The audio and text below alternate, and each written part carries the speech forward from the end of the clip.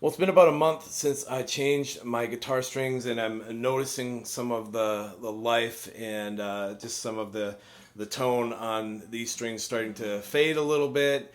And thought, well, I do have another set of new strings that are waiting. I had talked about how Elixir had sent me some strings in the mail. They had corrected an issue that I had when I bought some of these off Amazon.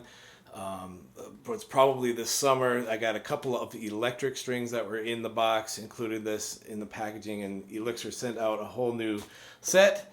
And so I am ready to put these on. These are the Polyweb 1152s. They're custom light, the blue box, and these say they have a warm, slick, and fast tone.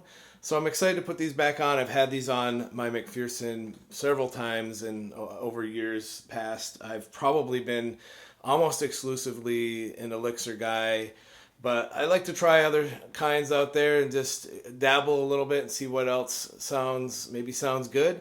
And these string joist strings that I did a review of a few weeks ago have been great. I've enjoyed those. Just time to put some new strings on, and thought I haven't reviewed these Elixirs before, haven't done a playthrough of those, so give you a chance to hear them on this. And again, you can decide what you think. We'll take a look at these in a minute here.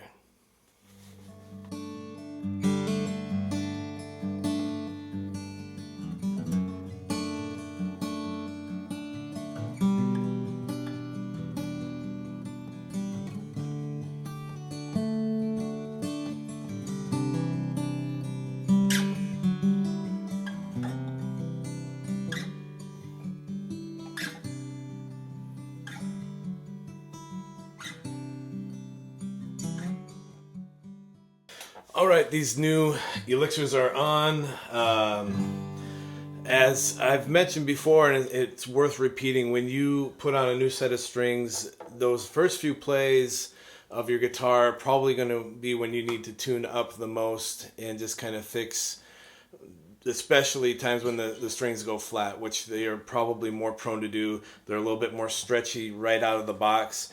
To combat some of that, I put a little bit of a stretch into the strings after I have them strung through. Just something I learned quite a few years ago and have stuck to it. It seems like it helps, is to just kind of stretch each string a little bit and then go through and retune. And that seems to take out some of that that tendency for these strings to kind of easily go more flat as you start playing them right out of the box. I'm going to do a few just little run-throughs of different things, just try some different chords and just different things up and down the neck, whatever, just to give you an idea again of what these sound like. And then you can just kind of compare against other things you've heard. I know it's hard over YouTube and over a phone as you're listening to maybe get an accurate judge, but these typically always sound pretty good, pretty full, not too bright, but just kind of the right amount of tone that I'm looking for as an acoustic player.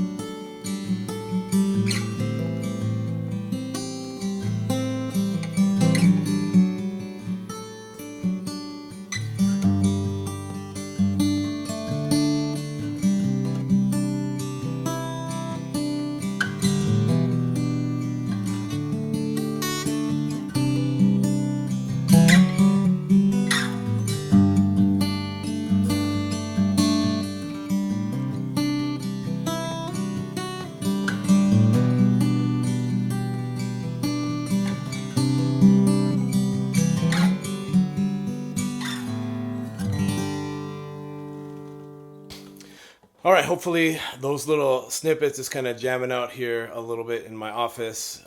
Just hearing those strings has been helpful for you. Just gives you an idea of what elixirs sound like. And you can go back and look at that other video that I've posted so far, the other review of the Stringjoy strings. These elixirs are 1152s. The Stringjoys that I put on were 1152s as well. Probably pretty similar. There's a couple of gauges that are a little different. As we're going down the strings, these are 52, 42, 32, 22, 15, 11 on elixirs. On the Stringjoys, 52, 40, 30, 22, 15, and 11. So there's a couple that are just a little bit different between them, but in terms of gauge and how light they are, they're very similar. I think the elixirs are a little less bright sounding, not necessarily dull, but there's a little bit maybe more of a fullness. I don't know if that'll come through on this video, but you can go back and listen to both and just see what you think. Give me any other ideas or comments you may have on these strings or other reviews you'd like to see. I've got another set of strings that I'll be putting on eventually and giving those a run through as well. And always just interested in gear-related things that you're interested in and would love to dive into it as well. So until the next time, take care. God bless.